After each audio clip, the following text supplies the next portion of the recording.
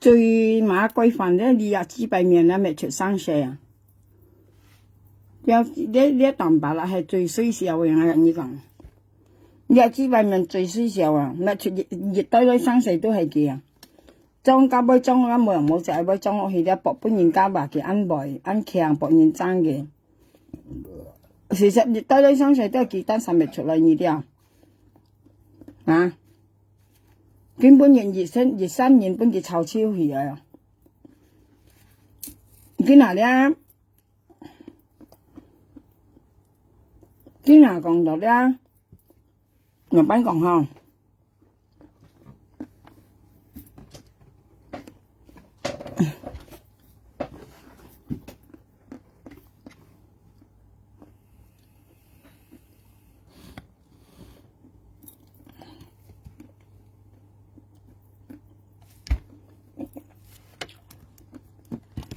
你蛋白啦，你雞白啦，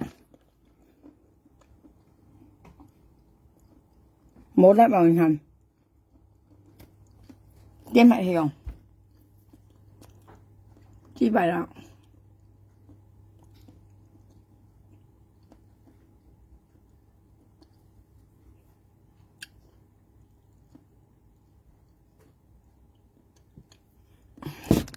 哎呀！你雞白面咧最衰小係嘅呢啲啊！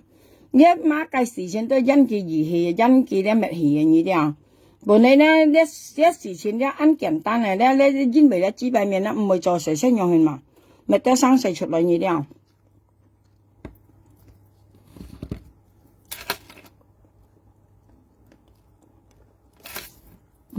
咁都行。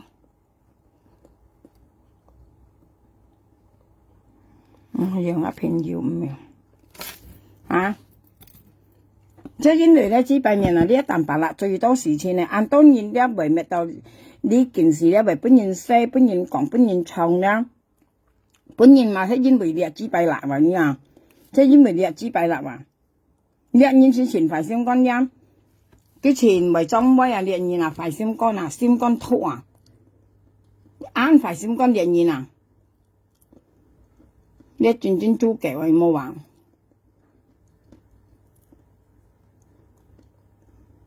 愛說唔係做我懶書啊，嘛？你點芝麻咪係交我見用點芝啊？點芝麻我白開呢啲啊？結婚嘅啊，成年一提嚟提冇提啦，結雞白開係嚟交老公咁嘅，啊！你啲點芝麻你愛交河嘅，交我用劇出櫃係嘛？啊！四天感應頭年佢生下嘅勞工嘛，然後佢睇人嚟交嘅喎，我唔係何然啊？點知嘛？你啲啊，快心肝啊！你一兩公婆啊？你快心肝啊！你看一罐白超咁新嘅樣先，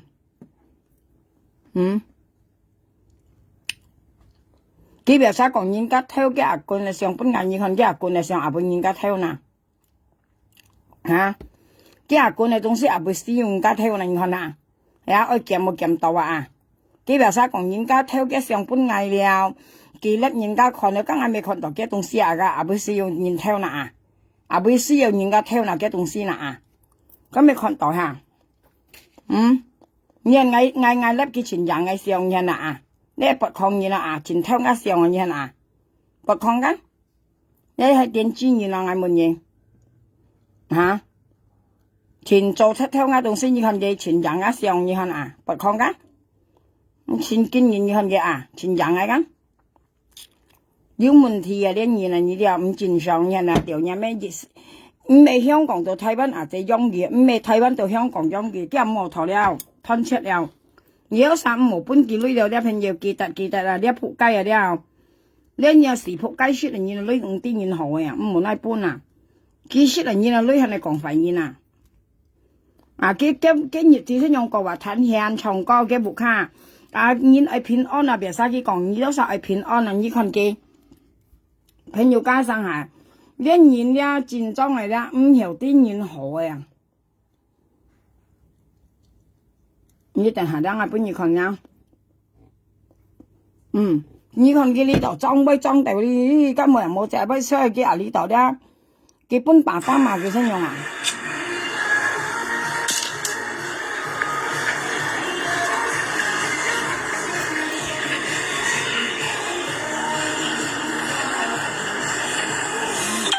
基本阿爸嘛佢先入呢啲啊，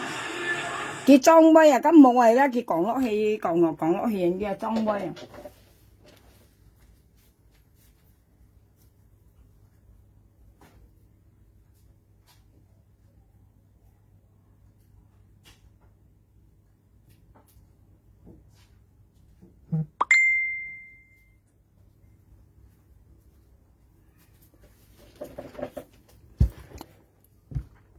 冇線啊！ Honan ya.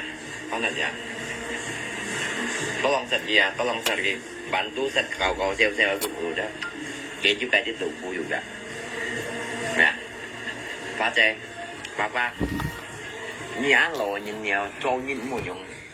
Cần này xin là朋友啊，阿花仔來咗隔熱圖啊，按來年一講嘅呢要隔圖呢啊，阿花仔來咗隔熱圖咩？阿唱二樣用唔同嘅聽下。Bà Tấn, ở dưới miền rồi mày. Rồi xin nghe là thảo đi nha, chị xem. 你聽佢講咪啫？ Tuần đi à, chị xem tuần nhìn đi luôn vậy, miền Hải mà. Hả? Chị trả nhất xăm bằng tuần này, rồi xin nghe bùa là, ở đây cả nhà em đây thì em xin xem tuần này nhìn đi luôn vậy. 你佢幫白講啊，意思跟現咧，而家喺度燒臘茶，熱千度啊，熱雜一三萬啊，因為講咪咧嗰陣時阿花姐搬幾女啊，前多年搬幾女間共享妹咧話，叫人家去燒臘茶咧話，嘅臘茶含燃燒咧話，你聽佢講咩未響嘅佢。 你看佢呢度咧，呢啲講咪啊朋友家，叫埋沙搬幾女幾都唔係幾識嘅花花姐嘅嘅玉梅姐搬幾講啊！你做男子然後好笑好腳呵，同埋你唔係出嚟簽工作，同埋係喊阿花姐嘅玉梅搬幾女啦。佢講係啊，啊你嗌撩我嘅相間，啊嗌可以開搬幾趟，叫埋沙搬嘅都唔係叫嗌你叫嗌按人女啊！佢講啊，咧嗌你多少冇搬嗌女冇相叫嗌即係花花姐相㗎，嗌玉梅姐相樣，即係佢兩沙搬幾相樣，係有啥冇相佢講嗌人女又啊，嗌即係嗌花姐搬話佢講你聽下咧。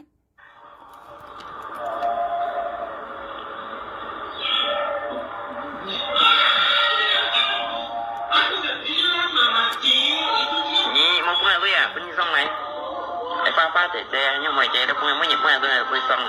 À tầm ba đang chịu lưới miền nó như vậy. À mỗi nhiệt ở bên kia lưới ở bên à pha姐姐xong như thằng hả? Như thằng đó朋友間，佢講愛花姐搬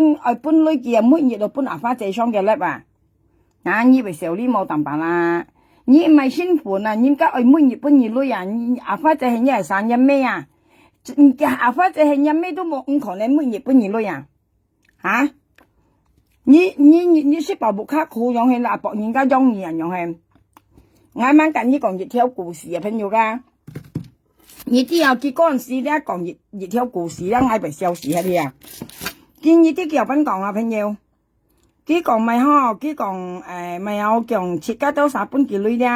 佢講切家錢稅咧欠到嘅咪嘅公嘅提，意思切家咧切家欠到嘅咪嘅。 cái cung cái thầy cái lưỡi à mày hiểm, ý思借到cái cung cái thầy lưỡi à, chỉ cái ly xây bản chuẩn kia à, chỉ cái多浪kia咧，佢講啲人又背話，你知啊，佢叻人咁樣講，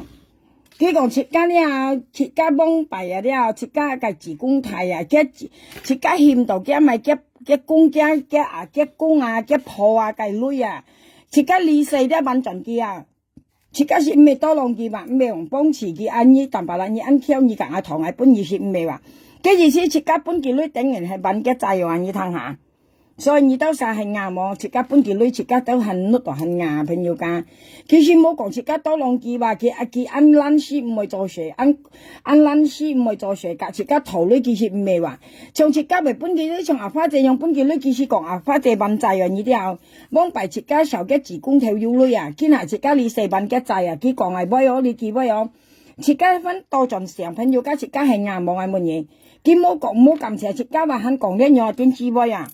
我試過聽佢講了，俾我嚇到去誒。或啲嘅都日本幾女咧，自家辦祭啊，唔係本結，唔係多浪記啊，呢啲啊，唔係做神事啊，因為自家辦嘅幫拜嘅阿公阿爺嘅祭啊，呢啲啊，自家幫拜自家子公咧，阿公阿爺咧受幾女啊，自家你細辦記啊，辦記人用係嘅意思一樣話，冚同我冇按清楚後講嘅啫。我都隔意樣講本意上，我後聽佢講，特別我以後我講我冇按唔中啊。cái bộ con nhớ cái chỉ cái sầu cái cung cái thay lui nè, 所以只cái lý sẽ ban chuẩn kia nhau à, chỉ cái chỉ mấy tao lòng kia và nhập mấy bằng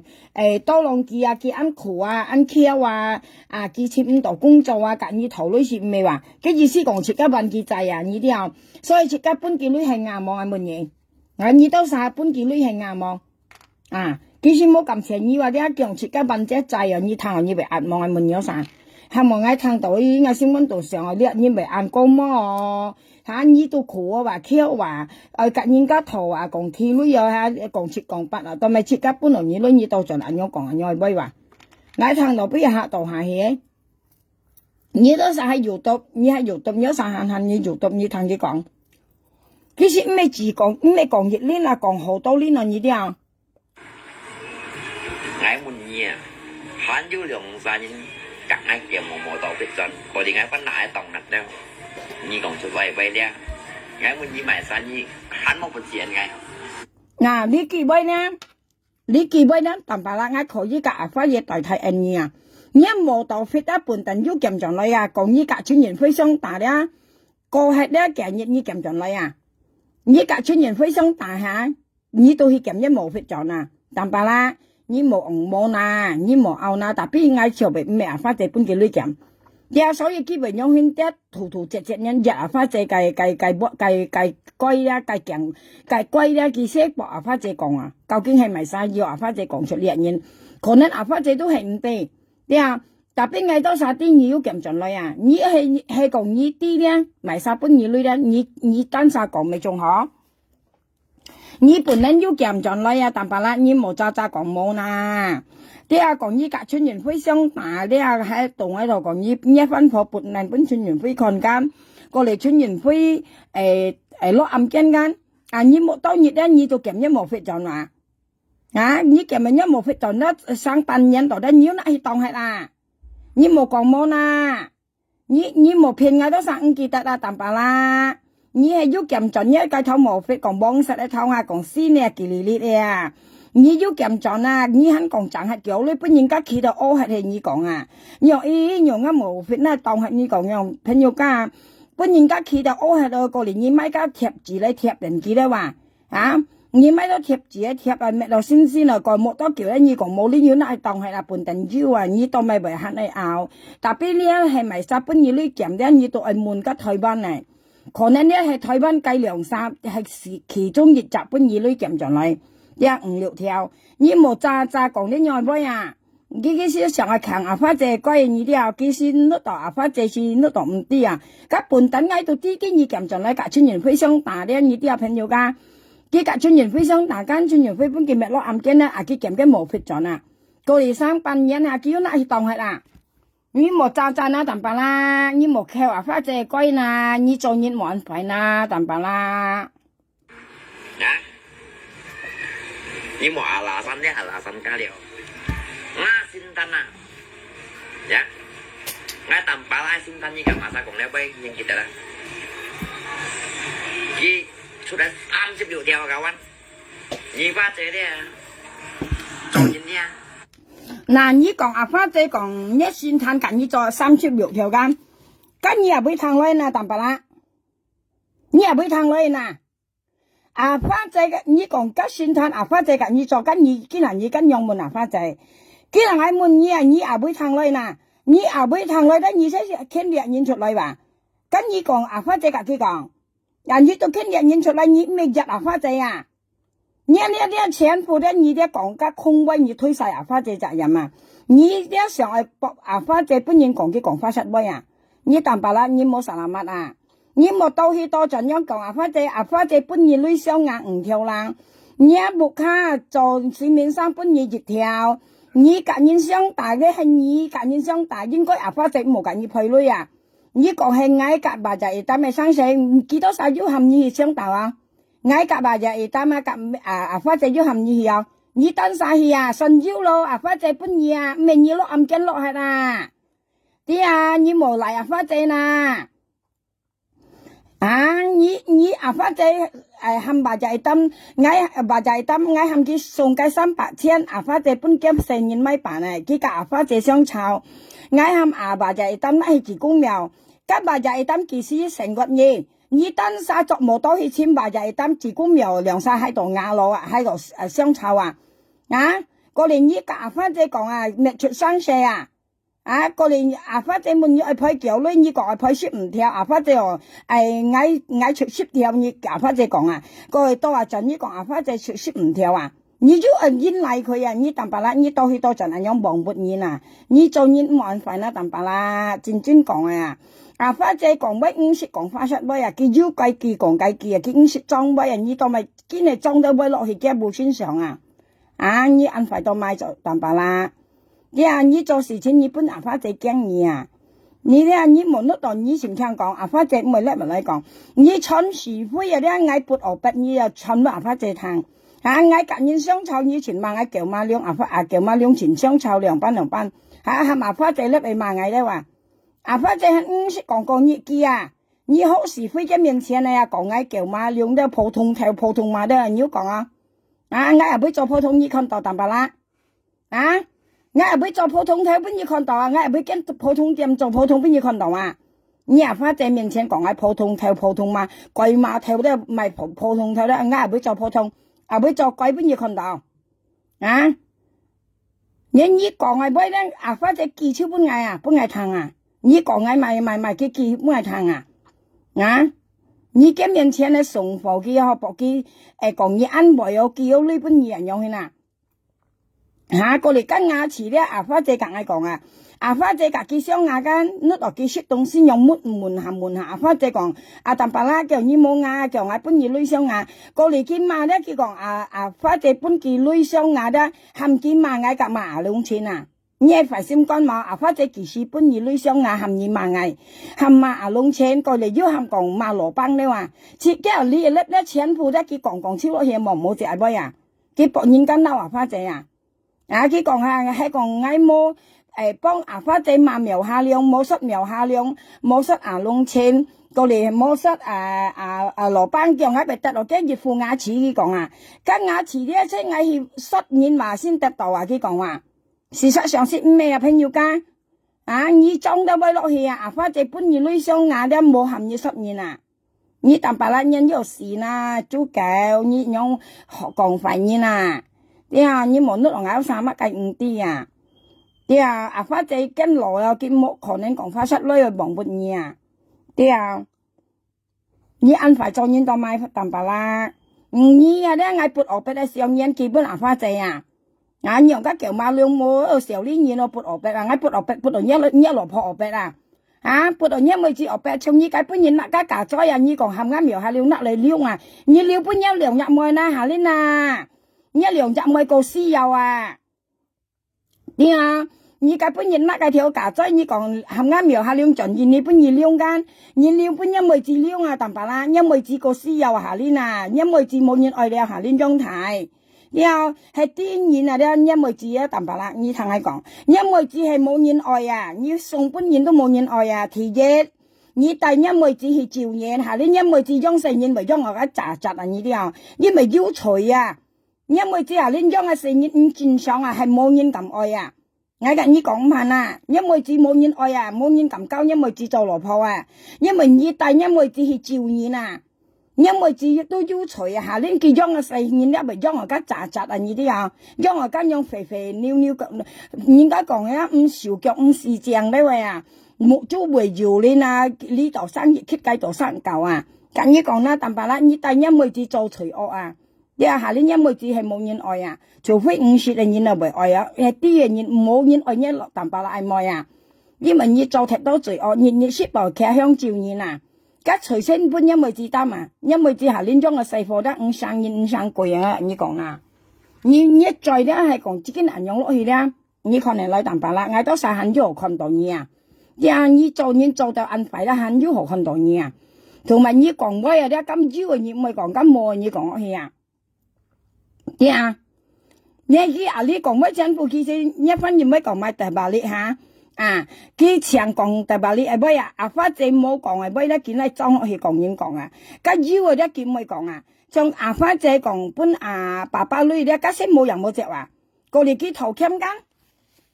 佢頭傾間啊，佢頭傾係要本嘢看睇要間，像呢年先快話，佢一邊爸爸買阿花姐咧，實在咧買啲海油幾單化，我本嘢行呀。冇啊，即刻做人淡白啦，你好貴啦，吹過你啊！即係你講乜選擇，而家阿呢度你看下啊。Thầy chơi các bên dục ra ngay cặp bà ba thọ tiệm chú chính vì tờ tha bố nhi ngay tầm bà là thấy bệnh vụ đủ chứ còn ta làm thôi còn ta làm thôi bảo qua bà ba với một kèm phá chè lưới tập nhà ta bà ba mò vậy các buồn tán都係冇啊。các buồn tán á，爸爸都冇地嚟買花仔，你家爸爸係女度多到買計咁多啊？啊，你呢度爸爸要命咧，你裝飾講花仔本來幾女，你博花仔嘅阿爸本阿爸嘛，你識快心肝了淡白啦，你快心肝啊，心肝快啊你啊！你按當然唔講，你講我爸爸，你真爸爸咧，嗌隔你講，當咪你根本亦冇落暗鏡咧，因為爸爸識可能一兩日妹話，對啊，從爸爸上學你話應該佢偏200碼咧本來啊，對啊，但係你越細你咁香講喂啊，咁你頭傾都越早你啊，你應講越早你啊，淡白啦。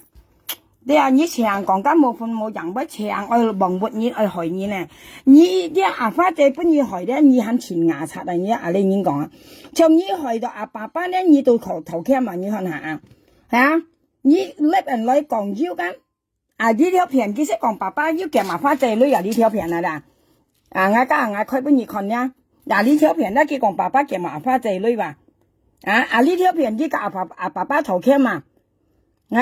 你係牙冇做嘢，你係牙冇，你係嘛？你係人到買淡白啦，你係人到買，你上世到你上世話，你到事先拉人落水，冇係東西裝落去，博人相查，博人相拗，博人話你安排，今日係咪三擺？今日呢度係你擺係人擺，你咪時候呢嘛講你要頭鉗啊，你頭鉗咧跟人咧唔係講話你唔中啊淡白啦，係爸爸。三被劈責任咧，真係冇便宜呀！唔係本意頭傾嘛，送你落暗間熱賺一路嘅話，咪嘥你啊！嗱，你講啦，你做人安排心肝啊，你心肝安曉安快安突啊！你博爸爸咧，本花仔嘛爸爸買花仔，花仔你其實本女花仔，如果你冇本你冇樣講當咪淡白啦，咪樣講啦，你識博人用佢嘅機會啊咧，但俾爸爸人家頭腦好啊，你淡白啦，你點知咧，你冇得到人都點知啊？咁爸爸計豬啊咧，計頭腦要12隻豬啊，阿妹我見有分析啊，你上到爸爸有分析啊，從你說話講法出，喂，你講乜計到鄧記冷啊？你講真都冇件事了啊！見啊，因為你講乜係第一再啊，你大場講法出乜啊？以為乜嘢唔係講冇啊？你要扯落嚟講啊！佢啊呢啲你朋友間嗌本意看一片啊，到尾嗌俾那街道咪有幾間屋要到。當咪嗌俾那撥出去咧，搞笑，即係本意都實愛細心留意佢講嘅咩人呢啲啊？你看一面壞到，你看一面水壞到，你看下阿花仔咧兩班都搬過二女，即刻愛用上，因為阿花仔50你50幾你講阿花仔雙日粒，加爸就係擔講係阿花仔冇雙日粒，你都粒人嚟罵加爸就係擔，你當咪講啦你問家爸就係得咪1年2年3年家人以為幫係大你係後尾度叻咪嚟啊！你驚時阿花仔冇雙日叻嘛？阿爸就係擔下阿花仔冇雙日叻過嚟，阿花仔自己講啊，叫阿花仔自己講緊，佢講家爸就係擔下佢冇雙日叻，佢超叻咪嚟啊！後尾度叻咪嚟罵家爸就係擔叫熱戀兩戀三戀又跟住本係大嘢叫花仔雙眼粒，妖咪知嘅含結無雙眼粒記得講呢位嘛。你都驚時花仔咪雙眼粒，見下呢結到盡呢啲叫賓講花仔結講呢夾bà già熱擔夾咩花煙梅賣煙梅苗下兩撥打嚟再料嘅，哇扯到熱身現話扯超出嚟，結講呢先嚟啱喇叭呢度講佢講呢啲先來添佢講要煙梅傻尼王喐到佢講好佢行了含佢馬傻尼王了佢講咦佢先都佢安慰咧，佢安強萬嘢咧叫花仔含佢馬傻尼王了失傻尼王啦我唔會講咪朋友家時家講公道嘅喂家花仔隔佢講緊花仔跟隔bà già熱擔唔好都隔佢講bà già熱擔咧含因為bà già熱擔跟隔花仔好嗰陣時咧bà già熱擔跟登輪花仔意思唔好雙淡白啦咧佢騙人嚟女意思騙出bà già熱擔先算呢係好人嘛唔係廢話嘅意思講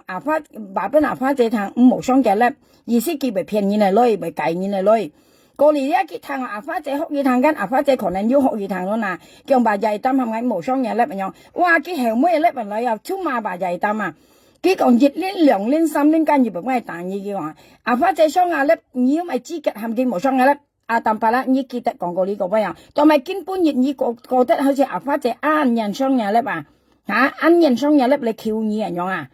你賣不是講到花仔啱細啱餓雙眼咧呢啲花仔講你講bà già擔明你雙眼人咧你賣緊bà già擔你記得冇你講好愛講廢愛講廢要講好唔好大聲講你好呢啲你講過幾好幾位啱描下兩眼老是病定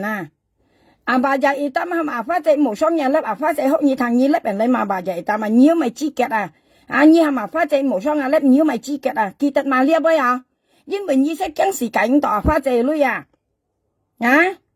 你驚時計到花仔女驚時花仔無雙眼粒過嚟計不暗得到慢慢鉗花仔雙眼粒每日都鉗花仔雙眼粒花仔超計女隔隻老婆兩三年嚟識花仔花仔呢啲你講賣沙搬嗌都唔係嗌出嗌花仔搬呢啲爸爸係唔知頭添花仔女Hanya hoa hanya hoa ya maka papa họ tôi cũng chú ấy mau phải chơi cá penjuka saya này để trên Facebook rồi nhiều có cây nhân nhộng ai juga harap papa nhiều nhân nhộng ai tanpa lah juga ya ngay các nhí còn na tanpa lah papa nhiều nhân lượng nhiều papa nhiều nhân lượng nhiều giúp mày papa miệng đó mày bún gì lặp đến cầu kiến hà nhí tanpa lah lép nhí cầm tập papa miệng mò nhí cầm xe ở cái miệng mò hay nhí cầm xe cái miệng tanpa lah ngay khởi nhí cái này nhí tạm bà la lép đấy nhí cầm tập bà bà miệng mà hay nhí cầm đấy ngắm miệng hai lượng chút khởi nhí lép anh lấy khởi nhí tạm bà la nhí cầm tập bà bà miệng mà đi hàng nhí cầm không nhí tập都唔cầm tập cái miệng呢係講nhí cầm tập cái miệng ngay lép anh lấy khởi nhí tạm bà la所以你識點知下年識爸爸你睇咧你嘅名唔係時辰tập你識tập要頭啲你博人相頭相磅講嘢唔係你安開安排你是得你做東西全部點知tạm bà la你點知所以你出你爸爸你中意啦，熱戀驚定一刻輪兩隻一食，熟氣從啲爸爸用幾時撳嘢嘛，爸爸嘅名你啲朋友家，但爸啦見下見叻咧見撳答爸爸嘅名熱都唔撳飲到你啲係見飲到得爸爸要去簽嘅見撳嘅話佢驚爸爸驚我追熟係啦你啲見下佢撳佢叻咧佢撳西到爸爸嘅名咧佢撳爸爸要去簽嘅見撳了佢驚了，未錯冇見你嘅名度答但白啦，你咧唔係銀香唔係每隻人愛傾入邊唱緊啲電子碼嘅唔係唱緊台灣嘅電子碼講你好你唱你細路爸爸你度啲話，唔係唱緊台灣嘅電子碼家講西含人道你唔識嗌扛我俾你家喐妹唱緊喐妹識300支唔夠錢300萬你啲幾多萬你但白啦好可能今日一追咯但白啦見咩講但白啦我可能一追好尖咪佢講佢我加幾位我佢喐妹可能一追好屌喐妹愛本意屌好屌但白啦愛追我緊要加件啲所以下年呢，出家4年呢，爱看天时，爱看人啊，爱看人命啊，阿妹只人可以生命，阿妹人唔可以啊。像爸爸嘅命，你都唔可以生。像今日你淡白啦，你咁死爸爸命咧，嗌亏你啊淡白啦，你唔敢掂到爸爸嘅命，揼嘅命都唔敢啊。以前你分揼嘅命啊，你能送落暗鏡落係啦，你似冇半年機會啊，淡白啦。所以出唔好了，出家唔好亂送講嘢啦。你睇見阿呢度講啊，或者講我超市啊，人嘅面幾多黑人憎呢？人家幫你幾多50年後啊，50年後見得到啊，或者本幾女啲含幾10年嘛，條入面你講威5狀你結失工啊，你都要結失啊，講威結失，講威5狀，你講威就叫老婆交去講啊，你含年10年，啊或者本幾女啲做本幾又冇含年10年啊，但俾你講啊或者含年10年啊，你啊。佢阿花姐吹過佢啊，可能佢冇牙，你阿本佢女相牙，但俾佢多陣講咧，阿花姐係講嗌冇10年按歸得到嘅女女叫阿龍千佢講啊，你可以聽啊佢講，嗌得到阿花姐熱付牙齒啦，加4萬二夾苗下量佢講啊，聽講啊，聽講威啊，你看人用本來女啊朋友間以為心痛啊，咁冇人冇隻佢裝去啊，你以為心痛啊沒有啥。你看見嘛？阿花姐講本幾女相啊！呢度咧見咩係啊？講咧長講緊冇隻威話結控下阿花姐都叫埋阿花姐盡氣咧話，上咧用咧意思話花姐嗌緊你講，上咧用咧即本年女一般嚟咧見滿背嘅客人冇喺後背藏嘅藏事嘅咧你啦，嗌緊你講啦，但白啦，像呢樣嘢即含人間啦冇多藏事嘅啊，係嗌心目中先用嘅嘛。像一樣嘢咧，冇得長時間唔啲啊，因為你啱過份做嘢啦，唔啲嘢好啊，講威忙活嘢啊。像呢樣咧，你本年熱運動咧，香港呢本運咧，你看啲企模片呢後邊咧，熱下長嘅標嘅熱下就冇命，你啲啊長時間啊。像呢樣嘢咧，你先冇多長時間話，按快啊做嘢啊。Rồi chăng rồi, nhưng một mày nhém nhăn gì, khoai mì lui, như còn như nằm chiêu. Nhi phá thế hết mình xin nhịn Nhi mô cùng đi nằm chiếu kia bà dạy tao mày mì quá đấy mô còn nên bị còn thụt vậy à cả đó Nhi mô cả cái còn phá thế cho nhìn nha ở cho trả dùng xí mì Nhi chè nhìn nha sang sẻ Nhi siêu hốc lại tầm bà là đi tán hay đấy Nhi theo hồi bị còn 7 ngày theo hồi bị còn 7 ngày đi hả đã cái đà tiền bánh nha còn mà cái bấy ngã tầm bà lạc bệnh như mấy phần một bè đồ như xuất ngày ngày mua cặp mấy tổng ngày tầm bà xuất như ba trẻ ngay xuất như ngay đại đủ xuất như đều ba trẻ thế ngay xuất như thế đều kinh vui gì ngay xuất như yang bỏng cắt nhá là gì ya yang ngay bỏng cắt nhá cái là gì ya thế ngay tầm bà lạc xuất như đại đủ ngay xuất như đều như kita là ba trẻ nhá đại đủ ngay xuất như đều ya Nhi còn mất cái dành đội dìm nhang nhang lui nhìn nhang cho mang bể gì à nhưng mà ẩu Nhi xuất dòng theo ba trẻ cái dòng sạm nhang mua cặp ai còn cái miệng nè nghe đấy chi bài miệng phát chế xuất dòng theo cái dòng chặt xuất dòng theo kia mới còn cái miệng cái dòng chặt sẽ nhúc môi cả mười chếว่ะ你買意思你做人安排到咪嗱，要份出呢啲你都講超出嚟，人樣先影響啊，你又影響啊，淡白啦，睇切啊，到咪你偏偏講花姐嘅兩隻你咪講啦，即係擺俾你掉啊，你維護佢啊，到咪你咪講嘅名啦，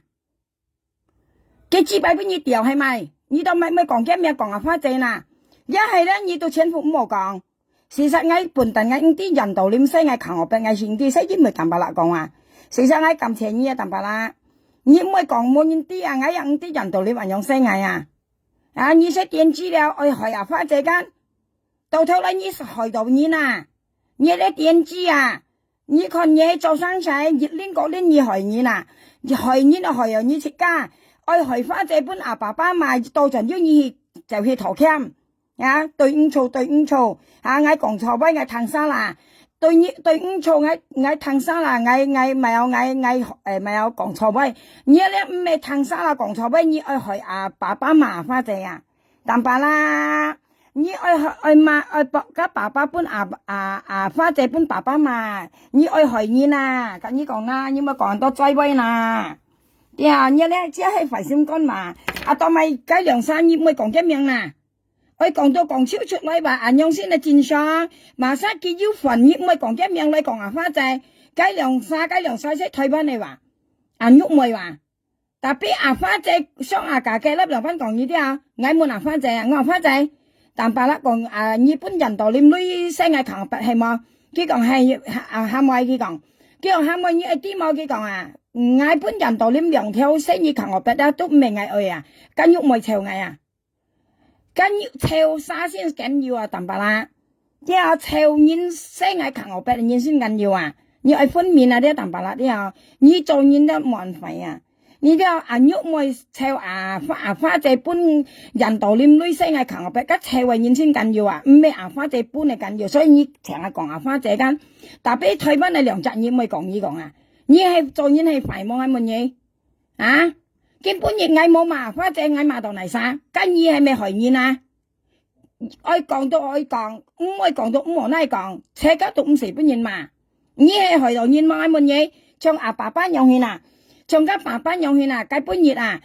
你講花姐搬到爸爸女到頭嚟邊個夾爸爸頭鉗，即你話，你愛害花姐搬爸爸嘛間到頭嚟你夾人頭鉗假設你費心講了，你害人你食家。信爸爸要含你頭鉗係嗌做爸爸偏你兩下百嘛，你滅衰嘅命生你講廢嘅識等人跟喐咪破廢嗌，講人道念聲係強我白係講嗌係爸爸偏你百嘛，冇俾你頭鉗你聽緊因為你害人按多了幾百命，你害人害到緊從今日嘅杯咧你跌地咧，幾想用到去到盡係害花仔咧，咁以為咧結唔係講咁冇係叫講屋企話。講嚟講去，佢即係講花仔咧，有實冇相信佢佢講忘沒言嚟喂嘅意思，博人家上到花仔講喂咧係忘沒冇人冇隻花仔講戲裝戲樣應該講戲裝戲即你話，你看爸爸你都咁囂嘅你講喂又實先爸爸你咪講看物計，你真係看爸爸你都囂到頭嚟花仔夾爸爸頭鉗定係你夾爸爸頭鉗到咪為你夾佢頭鉗先你囂啲爸爸少囂看見你一杯係埋沙講埋沙裝係杯家少囂看見所以爸爸你啲幾條路啲要攝你隻豬你唔好亂來講杯又從今你撳我我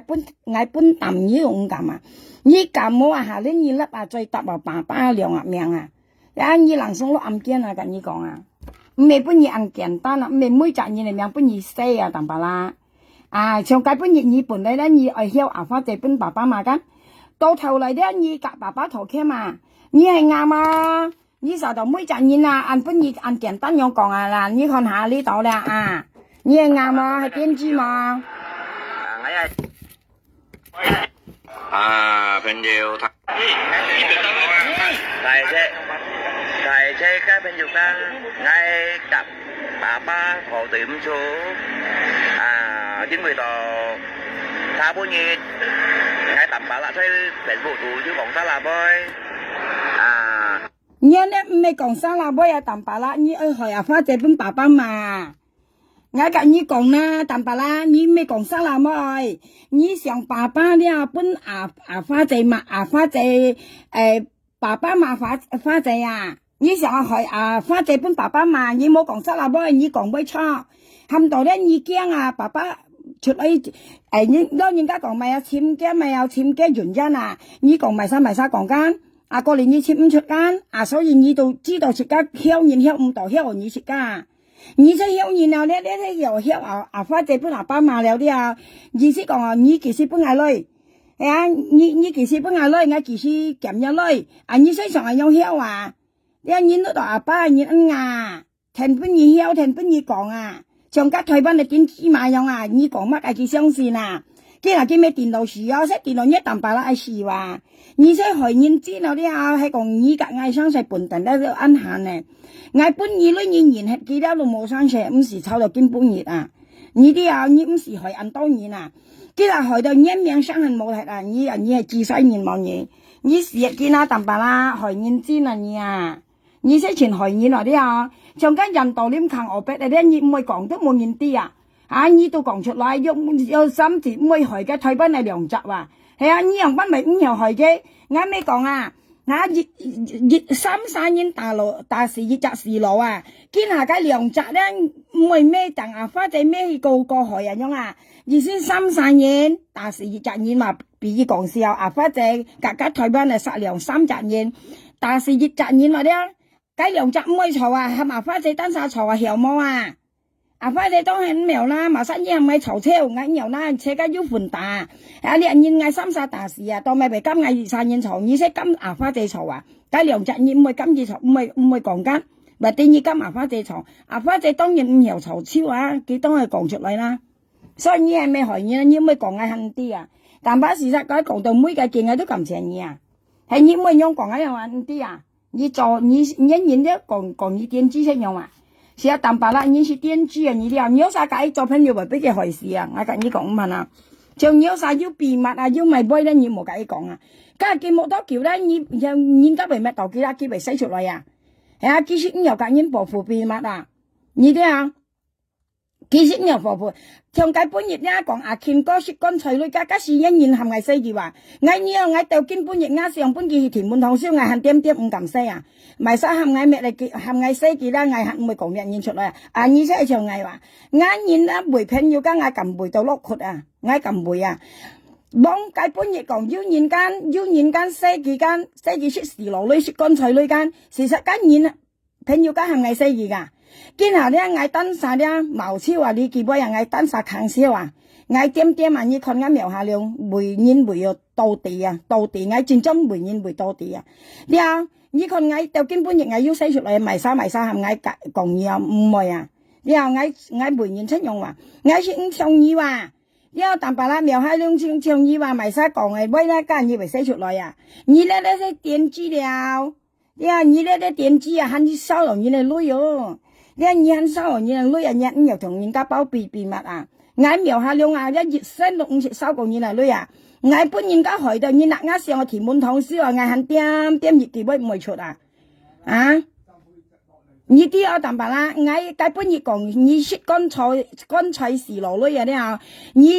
嗌聲你說啊見過啊乾脆時羅女啊啲啊！嗌都係本人家喊到啊！嗌用做啊！根本熱嗌到根本熱嗌都50世界，你含嗌做你嗌50世個嘅命出來啊！你嗱啱上我填滿堂燒啊淡白啦，同埋根本啱描下兩熱上世度冇因為你啲照沙爛嘢啊！嗌唔咩煩嘢你照沙爛嘢啊！跟你講啦，淡白啦，特別嗌都唔有講嘅，咪晒喊嗌喎，嗌唔需要跟你講話，嗌唔需要跟你講，咪晒喊嗌啊，死你話，嗌咩千蚊度病蛋啊，淡白啦，你寫長嗌用啊，唔好寫出來啊，你撳講到撳切架包超氣嘅啊，你看你嗱啱上嘅填滿湯燒啊，填高嘅填滿湯嘅落去，你看啱描下了愛死，咩嗌講啊，咪晒交嗌講，你看嗌望嗌唔係。朋友家自家做年青用話，做年咧自家愛啊，咁做到咁當啊啲唔好講，嗌喐愛西埋晒用啊，像啲淡白啦識電機話，像跟喐外樣喊人道咧，湊花仔都搬來到頭嚟，你當咪人用西出嚟嗱，你係咪害人啦？你車害人還你啊？你害人啊淡白啦，你唔係用啲別意講笑啦，朋友間你咪西嗌入邊啲嗱，你係咪害人啦？所以呢年青人話，你看佢嘅老婆相湊嘅坤點嘅東西，佢寫出嚟啊！嘅淡白啦，本等都5斤上，同埋我哋按住13點，佢本等都5斤上嘅嘢啦，害人啊！你話咁冇係咩咧？見到講起啊，咁腰嘅唔會講啊！你話識唔無聊時間現身即無用害人啊，淡白啦，你啱害人啊！你話你看佢咪講乜咪突然，從啲你哋嘅錢多乜一件啦，係咪啊？婚宴咪講買布特咧講嘅啫，唔係都講得起樣啊，係嘅唔係講，唔係又講得起啊。黃沙南唔係呢條片啊，呢條片啊，後邊，這呢條片啊，等你聽，anh phải nha tầm bà la, chỉ có mỏ đi theo片là đã, ngay trong mai bữa nay bắt chuyện thì đã chỉ có lộ dầu tổ.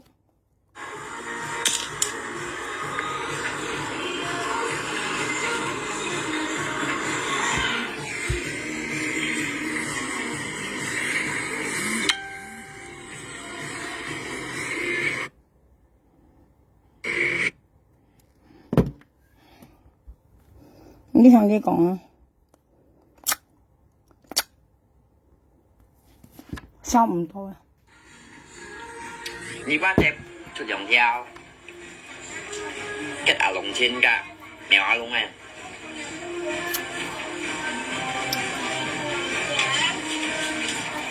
lo bác mẹ từng xe câu ăn nghĩ tìm không giá mèo áo lông hiông còn hát tỏi đây nạ đó lấy xì rắn có trong hiung như này nè chân xe kia cũng xin nạ có lấy hiung còn lấy khen như này đây cũng xin lo bác mẹ từng xe lo bác mẹ từng xe đó anh không ghét chồng á có chị hả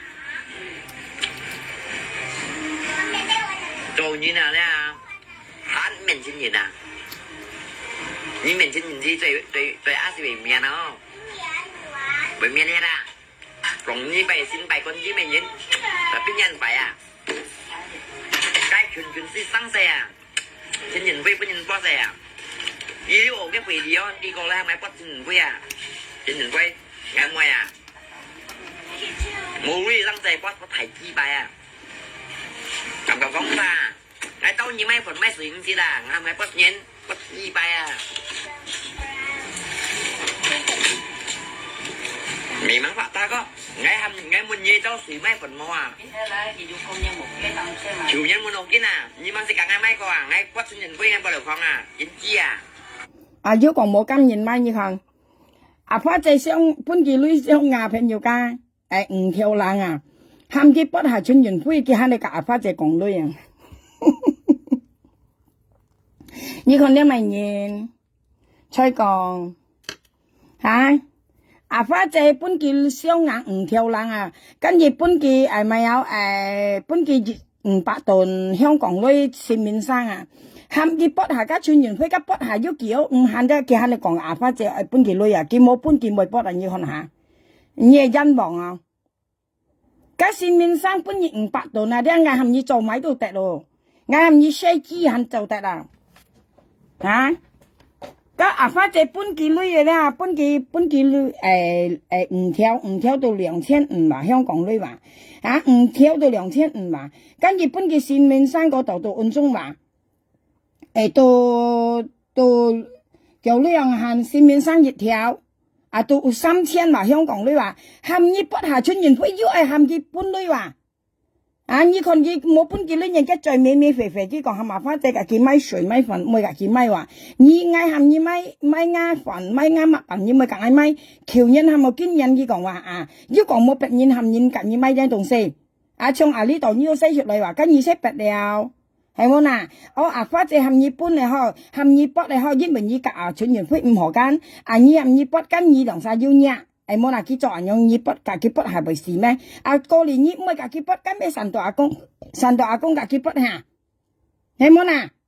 跟見到輪椅架佢腰生勢含日北就最好啊嘛，哇！佢少講發仔冇見女本佢話，冇見女唔係架佢北話人嘅面用個講女話cái 5條雙眼5條半嘢5條個嚟新面生1條6條你按貴簽6條6條你做話啲日賺一做工咪做事早算頭7點你做到晚黑7點咗含你做兩三四樣嘢隔人相湊你熬用去收人5條雙眼女你按聽講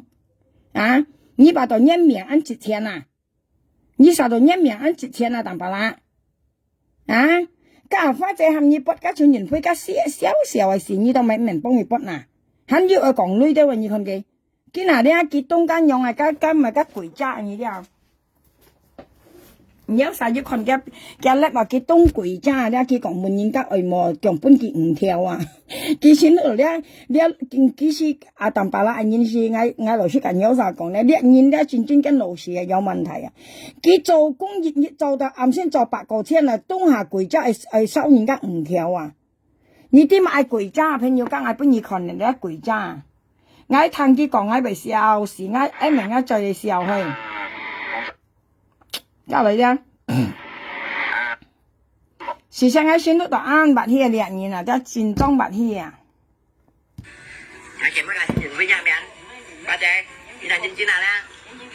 嗱，佢講佢見到家穿完飛入面嘛，家基本等到家穿完飛五毛啊，阿花姐喊佢趁少，而先阿花姐跟用上係冇。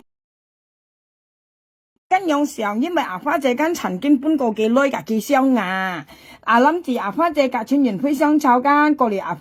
阿花姐看到阿春園飛挑隔間，阿春園飛挑隔間，阿花姐咪諗住含幾多浪筆下咯，用去咯，阿基講係收錢嘛，嘅意思阿花姐冇搬幾女啊，冇搬幾女間，佢到58同埋咧，佢講佢唔係隔個衫咪有，隔個衫咪有春園飛入面的話，跟住到隔佢入面，呢個隔佢唔害你啦，你講入面，佢都講女啊，呢些女面啊，你係幾百面啊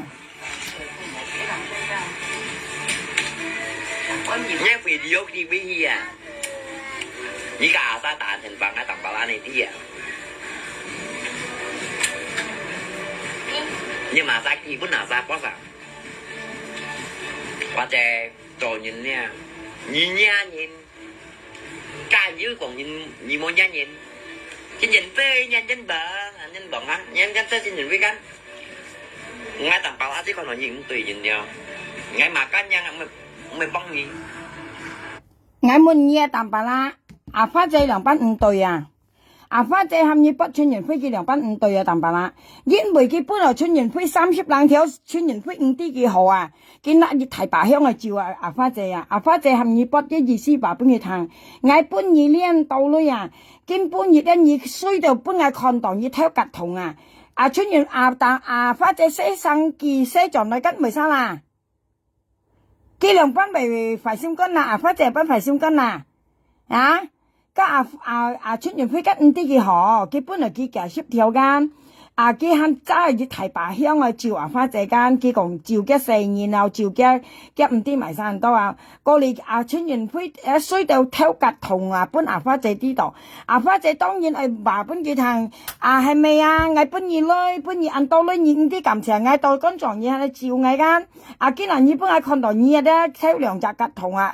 格同共到吉5折錢。當咪以為需要人呀，不嗌羅燕看到嘢，人冇少用，係挑格筒，阿花姐跟用24含嘢筆，佢講阿花姐呢春園飛話，你雖冇良心嘅嘢啦，係阿花姐啲嘢用嘅嘢啦，啲咪有幾啲嘢啊，啲含嘢做熱啲東西咧都係講㗎，佢講佢當初幾啲嘢人用嘢啦，淡白啦，阿花姐唔係本意唔跳箱啊，咁你講啦，阿花姐而家前後悔啊。佢本意唔跳箱啊，啱咩講啊？淡白啦，一嗌搭爛猛，嗌含你吹爛嘅要吹爛猛，你都冇骨氣嘅啊！你吹爛嘅啊，淡白啦，吹本意家仲演看啊，吹爛嘅啊，本仲演看啊，你咁記向麻花姐快間，你都無奈愛嘅牙嘅緊要聲啊，你那布頭嚟吹爛嘅，嗌到扮嘢強淡白啦，你冇記向麻花姐快講機悄悄係冇嗱，何不你冇講間冇人冇隻係嗌做你淡白啦，啲阿花姐本嘢女雙牙間，你嚟吹爛嘅，冇仲要每陣要講你淡白啦，好嘢，又隻煙破笑啊！你啲你都愛講花姐快，但俾佢本意女雙眼藥唔係拉吹爛嘅，你係牙膜乜嘢？冇吹緊？花姐本淡白啦，女雙眼淡白冇吹緊。從驚呢驚東西朋友間係跟你講嘅啦，驚呢等你啫。那个咧贵章一条朋友家佢阿发姐食5條啊，佢阿发姐食5條間，阿發姐都唔明食本記，因為阿發姐唔明食本記當人啊，朋友家佢都冇好辦啊，阿發姐咪食本記咧冇好辦樣啊，怎啊頭本記錯啊，佢要幾百類啊，5條500千都難啊，其實可能阿發姐春元輝佢本來30條間。到埋我新年12啊，到埋春元輝咪按聽計你夾10條我會計5度啊，係啊，佢嗱幾次不出咧，佢那計5條，佢又唔係夾冇多費，朋友講係咁你講，佢咪夾冇費，因為夾冇費就夾冇卡，你啲啊夾冇多費係夾冇卡，佢冇當夾冇費係冇佢揸講當係啦，佢咪俾你看到，你啲啊夾阿三色唔係冇多費就夾4課圖書啊冇類話。唔係都減咗冇事啊嘛，隔阿三都要你啲啊，佢博買啦，佢別晒講上銀行8個條，佢看要香港睇班阿姐嘛，為吹個佢嘛，本了呢佢辦嘅冇事，佢未達到8個條了。啲啊，佢可能要因為吹個冇生銀嘅東西，咁難講。係啊，我見清我上銀行按道理有啥阿姐聽到咁咪講，但係啦，我本意了，叫女我隔二班啦，你上銀行叫女，我隔二班佢了，要當然時間都特別要銀樣嘢啦，但係佢使入本兩年都冇使到銀樣嘢啦，你了，其實都代表阿花姐nhân事嘛你了，佢上嚟計阿花姐本嘅200條辦嘅銀行女啊，其實用上萬你了。過嚟呢咪有啲事路咗咧，佢個阿花姐食5條，阿花姐跟唔明食本嘅，係冇阿花姐可能食本嘢啊，嗰啲魚片係講要旅遊班咧，你願意食，使咩來到香港食，台灣食啫，從台灣嘅10條佢食到阿旅遊班啊，加到2年啦話，今年暗到2年啦話，你那日再冇嚟辦啊，那日分一數年都咪幾百冇辦啊。係你有本事班咧，你唔會借到台灣香港啊！你願意借，我借到咧，我半年我辦嘢，或者1年，或者3日1、5日1我辦嘢，其實冇好辦啊！其實咪去到台灣香港借了。你係講別意見啊？阿花姐係借本嘅啊？阿花姐咪講大白啦，1、5條其實辦嗌，阿花姐我見啊冇女啊，但係先冇要女先辦啊，其實簽到1年、2年、3年、5年，係啊，家人驗幾班呢就你夾貓幾講啊？嘅阿拉新嘅呢樣嘅樣班你男朋友家，所以阿花姐唔會借本記係應該嘅，但係阿花姐唔會借5條本記嘅就阿花姐出氣話呢啲啊，佢作業出氣話咧，明明嘅作業你出氣話，講切講白咧講阿花姐本嚟晒女了，又本嚟晒女了，佢薄利班人就出嚟罵阿花姐呢啲啊，你先本按出到買淡白啦，切家做嘢啊嗬，都做人嘢阿爸了啊。你做人做得安排到嘛？你都換一字啊！下年出家嘅妹子啊，係為本人家照顧啊，為本人看上啊，為本人愛，為本人錫。你做在也愛安排一妹子下年啊，你真係啊，淡白啦，你攞嚟錫你做啦，你願意要做頭嘛？我可以話你淡白啦，因為下年都係識做啦，都係冇人咁愛，尤其是佢照愛大人嘅妹子啊！你係點知冇？你家人問得唔知識時題啊！然後咧，佢食花姐計5條食5袋嘅，佢都講東貴渣話，佢問今年話咧，有晒勞工節目啊，意思8月15咧，唔係8月15，7月14，佢意思係東貴渣嘅意思間，佢講咧，賣晒本地咧，講八磅山嘅貴5啲2班咧，講下嚟攞褲咧，講細苗下量，今日你佢家咧細啱命細到出妹啊！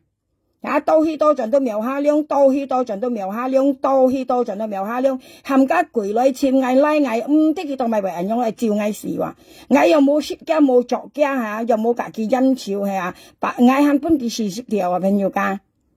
但俾佢多氣多盡佢照藝話，佢每藝生話，有啱苗下量生存出落家作我家，呢啲有龍幫我嘅人用話，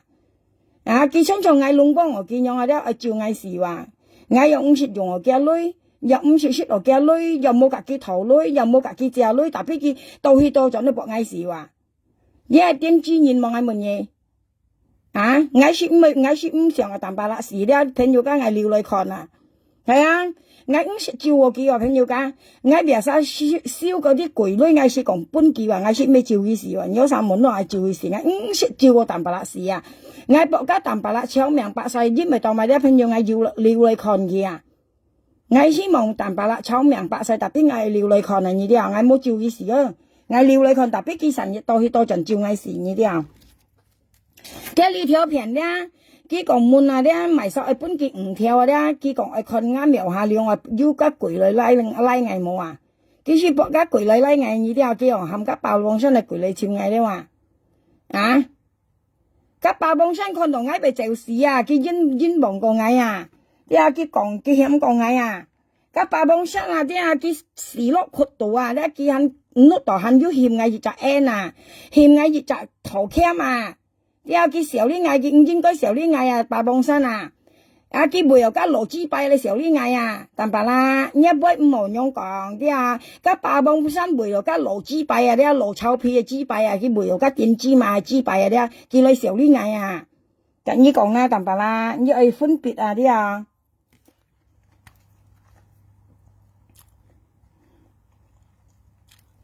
呢項佢再仲識有電車啊！佢間電子，你看佢照嗌咁，別啥照嗌嘢，佢等啥啊？那個籌字咧，立嘅條那個係電子網嘅嘢，朋友間。我們呢世界上有幾多責任長嘅人用去呐？佢用行叫電子網，叫電子網朋友間。你是未知嘅行為啦，佢成日騙人啊，你咧佢抹係乜嘢咁做啊？啊，做到那個貴家立即嘅條難，你看啊！啊，呢東西是冇人曉用做咧，其實咩賣啊？呢是本貴味嘅嘢啦，因為佢踢到乜嘢呐？佢搣來搣去多盡，佢搣落佢切間，你看啊，係嘛？你就是咁賣字嘅，你看啊，啊貴頭帶貴字嘅，你看啊，你咁賣話你啲啊，你就係咁賣話啦啊，家貴頭帶貴字嘅，你看啊，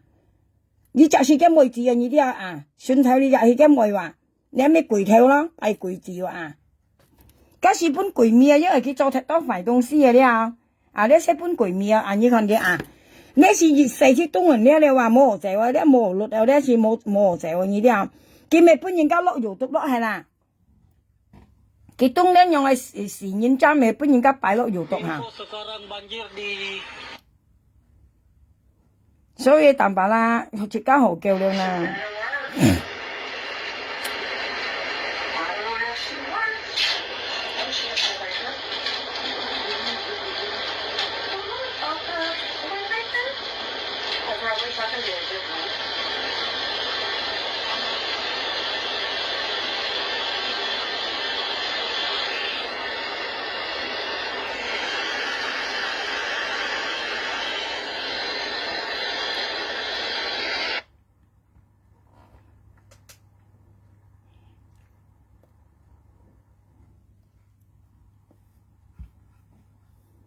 啊，自家人啊，你冇做安排啊！我看淡白啦，我先吹過嘅咧，朋友家吹過嘅買啲神做人安排啊，先講安排啊，安托啊，被做到安樣喺世界上啊，人安奇怪嗬，先講安排啊，又唔啲小呢話，你我本意看嘅條片嘛，要看少嘢。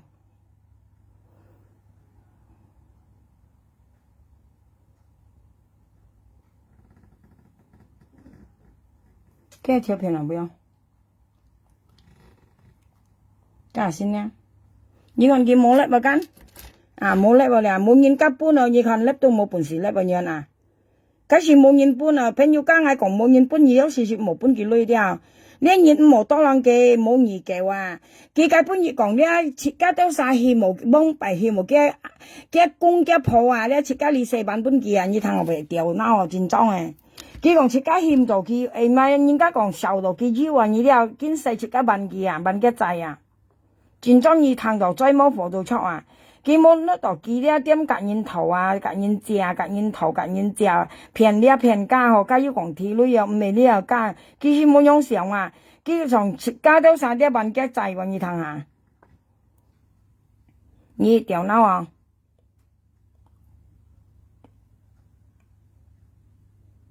誒，本意看嘅呢條片，就先看下要借回去。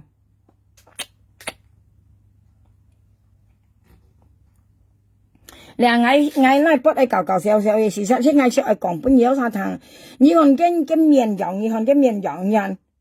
為先講到，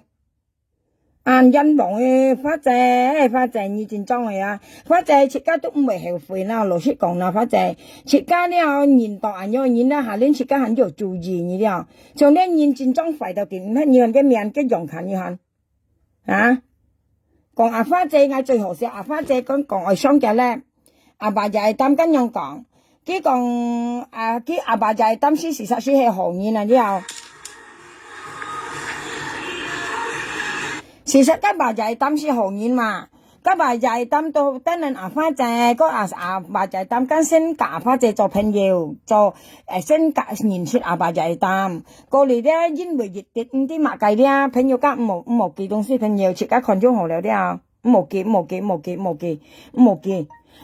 講咪有家爸就係擔跟先認識阿花姐，過嚟家爸就係擔到等人阿花姐，佢講咧佢講花姐，佢講以前冇雙家淡白啦咧噃，事實阿花姐咧，阿爸就係擔含佢冇雙淡白啦咧，過嚟阿花姐咧就因為爸就係擔家佢啲咩度賣啊啲咩度要上啲咪原因啊，阿花姐就嬲家爸就係擔啊啲佢嬲家爸就係擔咧，佢就將你幾杯度學本家淡白啦湯啊，佢講家爸就係擔含嘅冇雙嘢咧，佢超叻人嚟罵家爸就係擔啊，佢講你要咪資格佢講你要咪資格你係咪花姐冇雙壓力啊？你淡白啦，你記得講啲人用不過當咪你頭先都講花姐夾埋三日出生石，因為苗下量不打咧，再因為苗下量咪有含煙啦300千二字公苗當嗰啲咪有白就係當難當嘢不要咧生水不應該難的見佢計本咧佢到去到陣咧佢講花姐快呢啲計本嘢叫做講白就係當明佢雙嘅咧叫做馬家白就係當喎你當咪為長講家5毛家何你咪講白就係當係花姐唔係雙嘅咧你驚時花姐唔係雙嘅咧嘛你做叻人你罵家爸就係答你要咪資格佢講你要咪資格你係麻花仔冇雙眼叻你咪驚時阿花仔冇雙眼叻驚時計唔到嘅女今日佢多陣佢講你都3日出生死先雙嘅叻都佢講怕雙嘅叻都你睇下怕佢嘅叻都怕雙佢嘅叻都佢講嘅話幾多好聽叫你都3日出生死佢講今苗下量不他咧再佢講你打呢幾佢講佢不他咧再關你咪事佢講他咧再都係你基本拿花仔你係唔見得出嚟養咧話你係佢講咩錢付佢咪嘈間佢咪嘈佢忘撥拿花仔間你係真係人亡淡白啦你好叫啦淡白啦切家做嘢啲冇人費切家很要錢很要嚟很要賣啲雖然你冇嚟啲淡白啦切家咩冇用做嘢希望切家係每次下年為要香港睇返姐為帶佢出來交河羅高人樣你做嘢做到人費家攰可能你很驚埋晒咁帶一四貨嚟香港乜嘢你入位人樣咧你每次五方係好嘅我跟你講啦，淡白啦，你做人做到鐵肺做到唔對幾年前你咧都係頭女要像阿花姐唔驚我見你阿花姐跟你做朋友，你話就係當你唔會簽人相打，阿花姐都唔會驚你因為阿花姐識驚到你因為你下講相打，假如唔係相信你都係阿花姐叫你假如講多浪要賠啦賠㗎，唔會驚你呢次賠10條下年就賠50條嚟賓行咧問嘢。假如講大事你嚟賠命咧，入賓行嘢賠咪賠你唔會賠幾錢叫係你下面見乜計到嚟你你咪驚我問你係下花姐係咪寧願唔會跟你做朋友先就先講你係唔啲衰驚講你冇夾嗌女幫人叫佢講爸花姐冇啦阿花姐冇夾你女幫因為你點夾人相打佢驚講你次賠10條下次唔知為賠20冇為賠30冇賠事佢幫敗喐下到夾人打過嚟阿花姐唔會夾佢女幫間因為賠嘅10條唔會夾佢女幫間過嚟唔知咪實湊佢相打咧叫你好似冇賠佢講二咪有打到二周落暗間佢講因為真係啦阿花姐都唔會夾你女幫就以為打到都以為西遊記你啲繼續講嘛，叫我暗間數落背佢講你有啥為夾我相打咧，打到都落暗間冇賠女又你次冇賠佢講你次梗係冇賠因為阿花姐都唔會夾你賠啦你做你打阿花姐就咯，你本意曉熱呢冇涼呢你啲像甲批米一佢肯嚟阿花姐話，叫係阿花姐生社喎，佢講話，甲半等2年大，嗌喊無嗌街嗰陣時咧，嗌50就去聯絡阿花姐，咩嗌喊佢無隔二倍啊，呀，嗌喊阿花姐無隔二倍啊，起碼阿花姐根本亦唔會人痛啊，隔二倍用5啲年好啊，條日咩係阿花姐咪隔二倍，你落暗見落係啊。根本仍然為牙七七講咩啊？條嘢咩？你都5啲年後嘅做教行嘢，佢到就嚟係阿花姐生社話，嚇叫係娘生社，家生社佢講啊，阿咪阿爸就係擔起難當佢講啊，嚇阿爸就係擔其實難當嘢，梗係肯雙人嘅叻嘛，佢講爸就係擔雙嘅叻啦，你講嘢知弊啊，爸就係心雙嘅叻，阿爸就係擔得嗌雙嘅叻嘛。佢問嗌乜嘢阿妹啊？嗌講喊佢乜嘢自公苗啊？佢講佢班阿花姐填下打唔通啊，跟未花格嗌講啊。佢意思問盡佢啊，問盡阿花姐啊，過嚟阿花姐填下打唔通，家爸就係擔到嗌雙腳粒佢到門嗌，腳仔講2班啊，佢講阿花姐填下又唔通啊，講呢300千2班號嗱，佢用門嗌，我講阿娘啦，爸就係擔講佢乜嘢咩捐香要捐係佢了，我講佢乜嘢自公苗。捐香要捐係佢過嚟家老婆就喊佢乜嘢啊？呢個咪名字唔知係俾隻苗啊？我冇咪記得咯。佢喊佢乜嘢？你都作冇多去簽埋村員會蛋白啦咩㗎？簽埋就係擔嘛，簽埋就係擔吧，就係擔到甩條罐出嚟話，係啊，甩你出嚟門嘢係咪雙大話？過嚟你呢到甩葡萄出嚟話，你唔可以簽埋就係擔阿俾佢生細嗱，你到盡講阿花姐生細話，你幾多冇啥諗乜啊？好彩家咧，我要看啦，偷夾妹我要看啊！我冇上到阿花姐為配女人呢啲啊，我嗰度係阿花姐配女，我大田不阿花姐，我喊佢冇人要配啊！你按冇啥諗乜，你講不按冇啥諗乜啊？蛋白啦，你愛啲人好啊，你都愛啲阿花姐好叫過人名啊！你阿花姐叫過人名啊？蛋白啦，家時錢係你人係錢咩啊？你係嗌阿花姐嗌唔會隔二班啊咪有10條香港女5000蚊啊！你啲啊，你望到大花姐女係樹頭慳嘢買幾4番文社為事啊！啲啊淡白啦，要寒要吃寒出啊！你隔人生大幾隔二配女啊！你根本就肯講人樣係為你結嘅，你慢慢知擺面好嘢，你知擺面你淡白啦，你有事啦。你肯為本無到嘗試啊！你講阿花姐本無到嘗試，你先本無到嘗試啊！淡白啦，你先本無到嘗試啊！你唔知幾時本無到嘗試啊！你冇用講廢言啦，冇啥啦嘛！佢呢啲嚟為咧長黃本阿花姐又冇啥啦嘛啦！我可能我未出廠啊！佢長裝威啊黃本阿花姐，我事實佢呢隔咧我看到3-4年個啊！我看佢講威我未嚇死一啲啊！所以我呢不有啥聽佢講咩啊？你看佢黃本阿花姐講嘅阿花姐是人笑啊！佢講阿花姐是人笑啊，講我樣好似阿花姐害佢人樣啊掉嘅咩啊？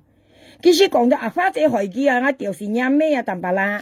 阿花姐含你係又唔同啊，幾多5啲鐵5啲鐵啊！你未出生時你先打田本嘅啊！你又該話就係咁難當你，佢又唔要難當你呐！你等晒啊勇士啊，驚時冇人家啲佢按廿個啊！你反而咪講下。佢按廿個呢啲按廿個啊！佢說落阿花姐啊，要白山河，要咪有白山河平啊！呢啲有幾多平落阿花姐都越集白山咁樣啊！要咪生死咧，阿花姐咪隔佢燈光咁樣啊！佢說嗰度要白山河平啊！呢啲有見嗰度平落阿花姐啊白山啊！所以咧見下半等佢係平落白山啊！阿花姐咪隔佢配女啊！上家爸就係當時當晒配話佢肯講啊，阿花姐唔好講出去話，朋友家嗌問你淡白啦，再摸到冇飲先嚟你嗱，你吩咐支擺摸到冇飲啊，你要搬佢先要女，你冇搬佢冇女啊，除非一吩咐要女，你咪做生成一吩咐人二排家啲大啲東西啊，你阿妹就嚟10條配嘢，佢阿花姐唔好講嘛，你有時講緊演到古代阿花姐隔二排啊，佢講阿花姐講出去話。家仲然啊，啲木竹咩蒲木啊咩事啊，嘅先咪又分析啊。你淡白啦，要知擺女啊，你冇講阿花姐講完啊，家仲然啊都猜到了啊，猜呢度猜到了啊，要埋晒又甩出架成10多條嚟緊二派啊，淡白啦。你阿花姐唔好講，阿花姐唔會講，家然都仲然都又猜呢啊。你冇得我家仲然啊木竹啊。蒲核、心肝時核唔係哦。從得白日一擔就冇人講，咪晒自己配。係冇啦，白日一擔啊，不應該講嚟晒自己配，梗係唔會就見到啲佢有本事配啊，因為佢要做事啊，佢責任村嘅人啊。但邊你都冇條路，你冇卡道根道質嘅人啊，你講下麻花姐冇講嚇，今下你講啊梅花寫出去，花姐跟你配你講緊，但邊花姐跟冇講嘢，係冇啦，你嚟花姐講緊，花姐冇講嘢樣，花姐你冇講。梅花兩班咪啲啦，你跟樣細，係啊，叫你跟樣講，佢事實叫你樣講，叫你花姐冇出，意思冇爆出去咧，梅花兩班啲見樣悶嘛，悶花姐間，花姐又嗌叫跟梅花乜嘢好聽，咁樣講緊，但邊你淡白啦，跟時花姐講，到咪你唔係悶家白日，但咪老婆啊，你會聽落啊，你到咪唔係悶嘅，你甩到嘛花姐啊。係冇男朋友假設間唔係講去爭花姐啊，意思啊，你跟講花姐講，花姐又講佢冇講，到尾白日一擔嘅梅花被寫出去咧，你出去問佢話，你冇做花姐你出去啊，你分面啊，你出問緊白日一擔咪老婆話究竟咪晒，你講問清楚，你先好嚟花姐講啊，切跟現身跟用氣，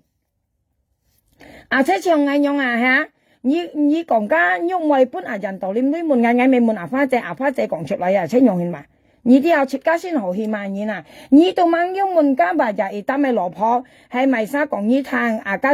家咪有家兒女花姐派係咪沙學你聽？你到晚先去問未翻你到就獻嘛花姐跟唔公道咯係冇啊。你但白啦，你唔公道，你啲啊，你所以你啲嗌可能你用嘛，花姐咧嗌先講係唔明啊，我又識緊你講啊，你後出間現身唔冇啊，花姐都唔冇講嘢，係冇嗱間啲咪晒估到，唔會責任到估到啊，你但白啦要知擺女何配啊，你冇喺度肯講，佢意思花姐講出你啲小女人，你小女你咪。係你啊！啲做到係麻花姐講啊，單手講啊，花姐加春加美女嗌配啊，翻咪花姐係唔人嬲你啊，要愛面皮，要愛面生細，要愛面皮你要支擺女又配啊，但白啦，你要提支擺啊，你老婆就提支擺啊，你老婆支擺烏臭臭啊，你就要扎，然後你配協調按咁講你要支擺女又配啊。過嚟幾講花姐講見林超話要嚟花姐講咪知咪叫做嚟家花姐，你又幾多冇實係乜花姐其實講佢配超，佢講你冇講白日而家咪老婆平樣講，梅花平樣講，跟住出去問梅花話，你又俾氹女話，你冇乜計到嚟花姐跟樣慶，設家講公道係咩啊？你啲朋友家設家咪講爭埋晒你啊，成日慶嗌啲嗌就講公道喂，你跟講花姐講氹白日而家咪老婆西間你出去問白日而家，你咪晒可以氹花姐男超計出唔條美女你到問家白日而家咪翻婆你問清楚嘅你先去問花姐啊，淡白啦。掉嘢咩豬啊，淡白啦，嘢咩本人掉啊，淡白啦，你揾親你快先講啊，你愛乜嘅你梅花講你花姐跟你配識唔條美女啊，你冇超氣嘛花姐，你講花姐你冇講梅花榮樣講，你咁樣講，你出去問梅花話，你又俾氹女啊梅花，你又俾氹女啊，你講花姐男超計識唔條美女，你又俾氹女啊。樣到對你冇拿到麻花姐掉嘢咩啊，淡白啦，然後你麻花姐掉嘢咩轉裝掉嘢咩啊，淡白啦，掉嘢咩豬啊，淡白啦，你很少做唔到你識啦，你花姐搬二女相你按腰骨氣咧，你咁花姐掉嘅咩一出甩人哋吹人嘅，從一而突樣吹人嘅，你唔要吹嘛？仲要先你等於吹你啲我都晒肯你等於吹吹爛嘅一步頭你吹我肯等我你講啦，淡白啦你咁花姐掉嘅咩咧，一遲超吹爛嘅嘛，吹爛嘛，有晒仲要可能淡白啦，吹嘅你咩本人掉可咪少啲嘢，你聽佢講花姐肥肥嘅嗱。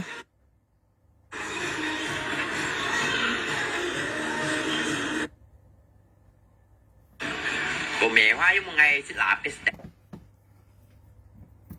你聽佢講花姐肥肥，睇下先嚇。我送拿筆本嗌咧喎。Ba trẻ yêu sim chàng nhìn lui đi không xíu heo bị bỏng như nào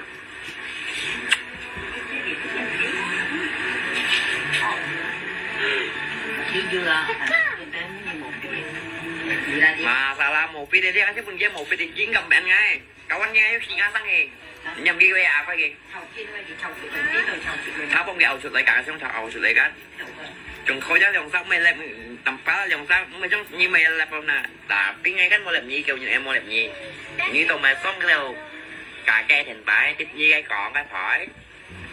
còn lại bệt như mấy nhá mấy phần đau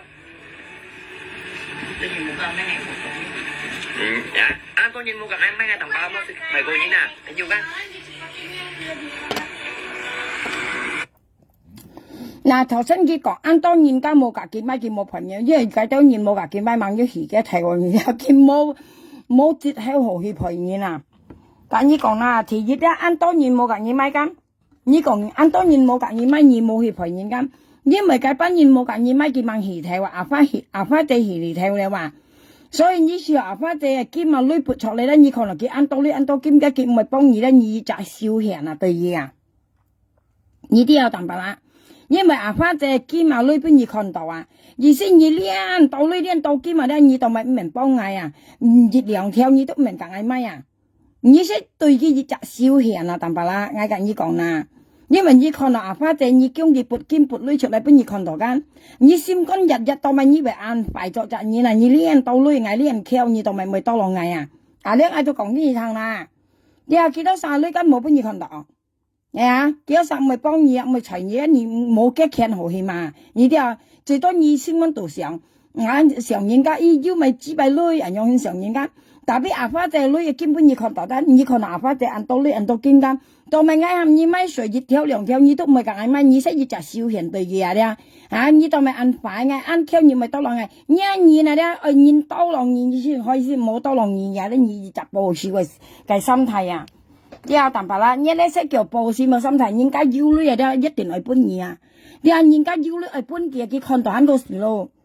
你啲啊，佢仲今咪有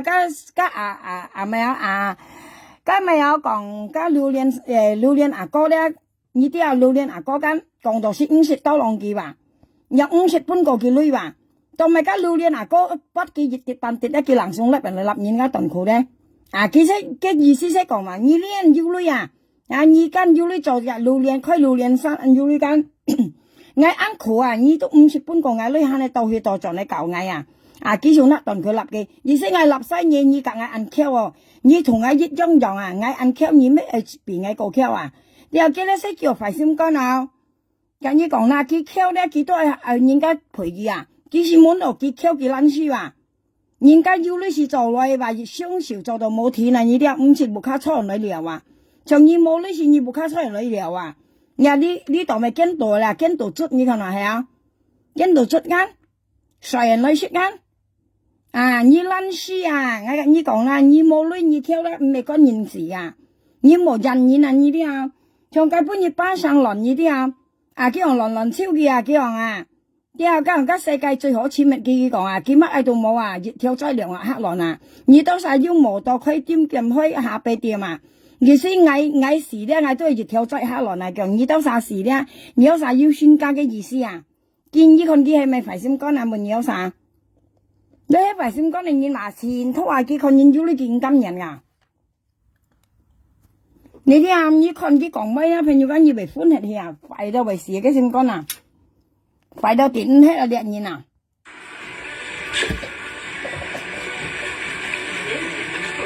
Nhị ba chè tùy đi à. Nhị thân mày ra đi, hậu mày ra đi, còn mày ra đi. Dia răng chè dia udah kelar leo. Nanti kamu yang kasih duitku ya. Ya, udah kelar loh.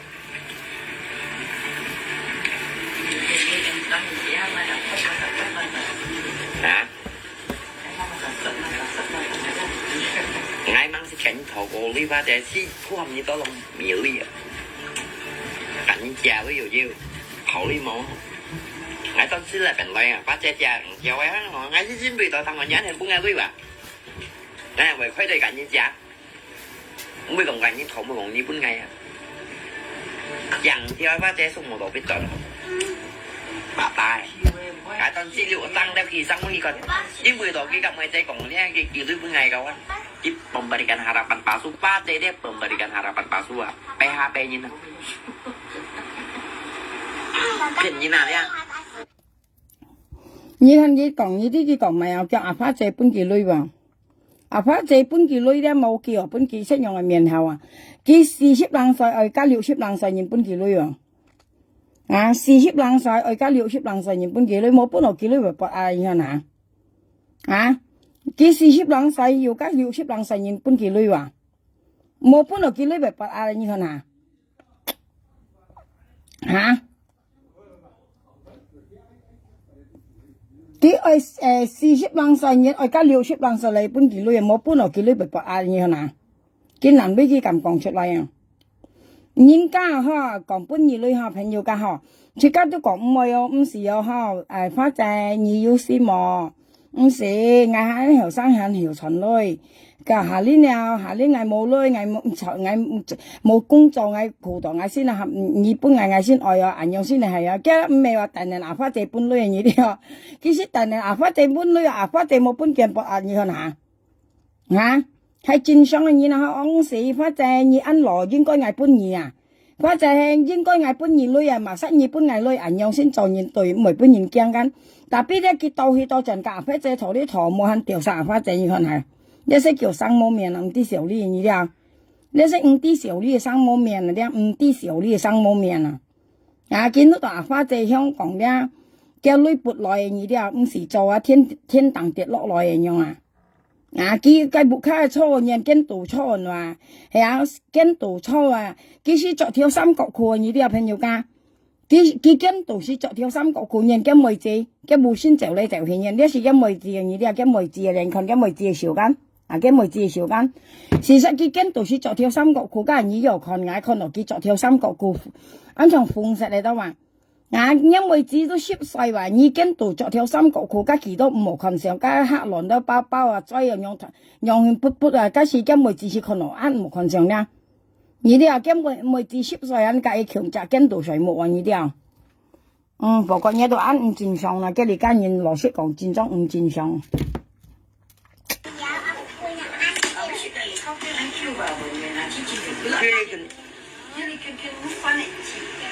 Cili gừng ở tao kia bò, kebetulan jika mewahnya toh, kebetulan gak mewahnya toh, kebetulan di pos di Jenui sang xe, bật ga xe sang xe, đi khun nha, như khối cái tầng đó, mewah cái trong trò chứ gì mày nhật chứ, cái mà trên Jenui à mà mày nhật chứ à, sản tổ cũng cái bút dẫn ngay cái thầu cái video này đấy, với lấy video ăn khen này,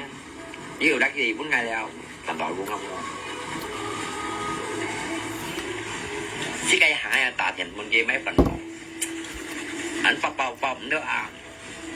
một phát xe anh muốn đếm hiểu lưới sang xe tôi mày như vậy còn chút rồi nhưng mà tạm bảo là một còn chút đi đếm hiểu lưới mà xa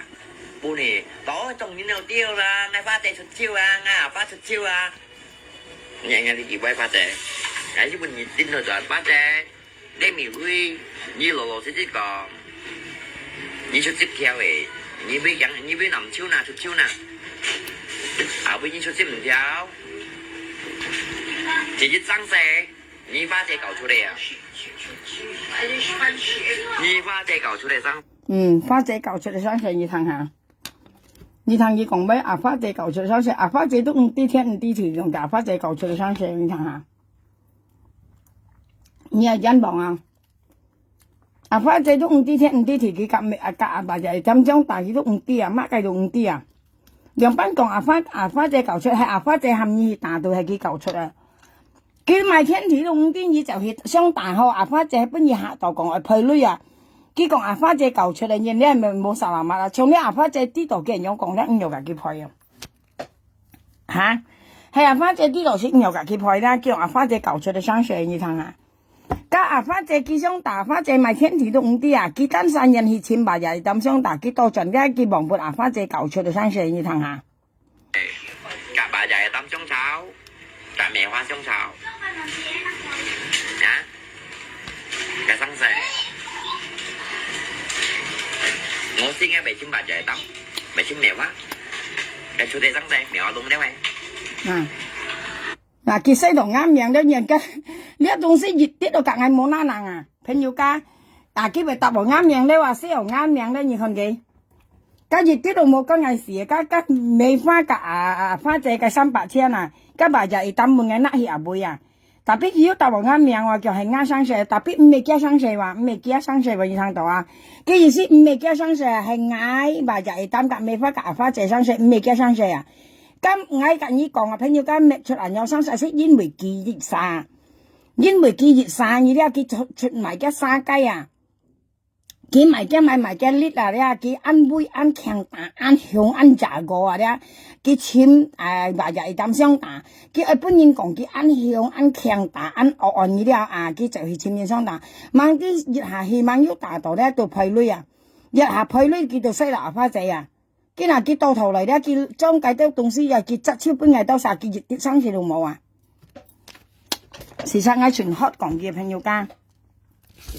事實你知擺面啦，佢貼唔到你出了。你人啦，朋友家食家有時都講嘅，你朋友像你人要知擺面咧，跟面長人嘅知擺你了，像你淡白啦面長人嘅知擺，隔人嘅知擺樣啊，冇分別啊，跟面啊，你看到淡白啦面咧，即係看到人嘅知擺你了，所以我描下兩個那個面咧，用啊知擺度去啊，物啲跟面即像啊知擺啊，跟你講，當咪知擺打通啊，那頓佢立嘅啦，物啲獵人真冇用嘅啦，而且那頓佢立嘅啊，你了。當咪幾日下打通啊，那頓佢立嘅啊，當咪跟面嘅咪咧，捽你啊知擺度去啦，物啲跟面出像啊知擺啊，熱用啊知擺啲用啊，最正係咪嘅即熱就知擺最正嘅了，其實像啊知擺淡白啦，面就屬於描下兩個知擺咧，熱用啊，冇異樣啊，一作為你嘅東西咧，肯定講切更好啊，像呢樣咧唔啲少啲啊，你咧佢衰到貼題咧，佢肯講好嘅名聲，佢一意思講好啊。人熱山嘅人本佢害到雞毛鴨血啦，你應講啊，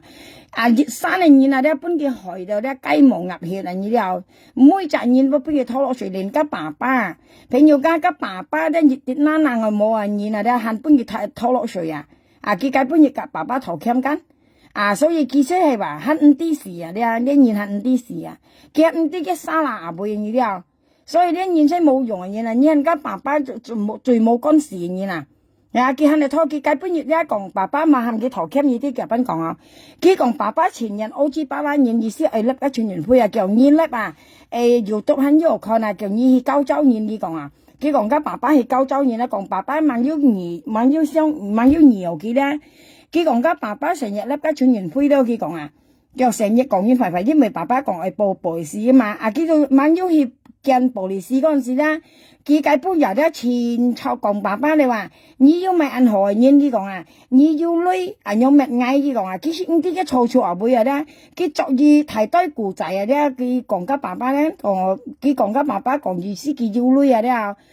要女兩班咯佢講啊，我未驚嘢佢講啊，兩班佢講我冇就嘢佢講啊，啲萬都講笑啦，事實是驚話呢啲啊。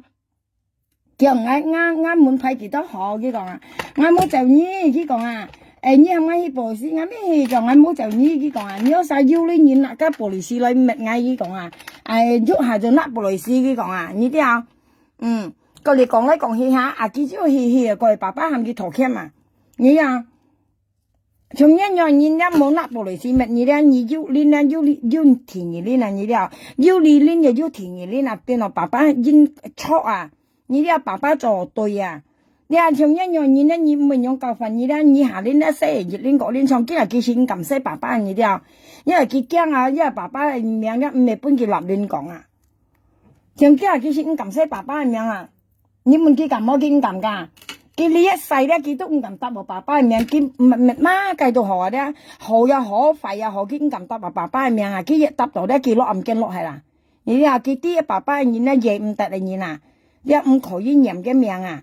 你啲啊，你先係話熱下講埋晒咧，你都答人名。從今日你繼續答爸爸嘅名，朋友間有啥可以看啊？今日你條片咧，我那白戲啊，唔幾時事實有啲啊？但係我描下兩筆咧，搞笑笑，你看嗱啊，不良下，你有啥留意佢講位咧？全部講家牙位你啲啊，佢講緊買錢付講牙買啊，我看嗰呢條片咧，朋友間我看了3年啊，賣廠嘅嗰呢條片最冇就2隻鐘頭啊，2隻人3隻鐘頭啊，你係講有時間你看啊，兩個幫你搞搞笑笑間，佢唔得佢買電視嘅你了。其實唔得佢細小啊，買個電視啊，佢講咩講到錢就道理人有實在錢付咧都電視買你了，講牙買講空買啊，講緊牙買甲空買啊，你一戰爭咪冇二教啊，你冇妹教啊，唔得然後啊，你教你啊，你了教你個主教啊，冇妹教啊，唔得然後啊主教啊。